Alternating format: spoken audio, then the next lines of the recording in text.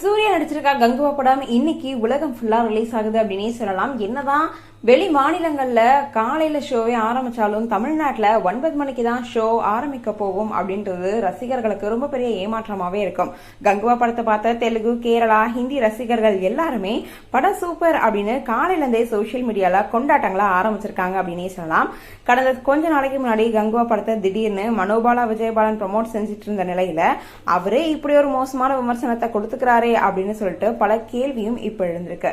27 வருஷ ஆண்டுகள் சினிமாவில் பல புது முயற்சிகளை எடுத்துட்டு இருக்க சூர்யா இந்த முறை தமிழ் சினிமாவை பெருமைப்படுத்துற விதமா ஒரு படம் கொடுக்கலாம் அப்படின்னு கங்குவா படத்தில் நடிச்சிட்டு இருக்க நிலையில காலையிலேயே இப்படி ஒரு விமர்சனத்தை போட்டிருக்காரு அப்படின்னே சொல்லலாம். ஏன்னா படத்துக்கு பாசிட்டிவ், நெகட்டிவ் 2 விமர்சனங்களும் கலந்து வந்தாலும் தமிழ்நாட்டில் ரிலீஸ் ஆனாதான் இந்த ஒரு படம் எப்படி இருக்கு அப்படின்றத நம்மளால யூகிக்க முடியும் அப்படின்னே சொல்லலாம். இப்போ அந்த ஃபேன்ஸ் எல்லாருமே படத்தை பாராட்டிட்டும் இருக்காங்க. அதே போல ஒரு கூட்டம் வேண்டா வெறுப்பா படம் ஓடவே ஓடாது அப்படின்னு வன்மத்தையும் கக்கிட்டு இருக்காங்க அப்படின்னே சொல்லலாம்.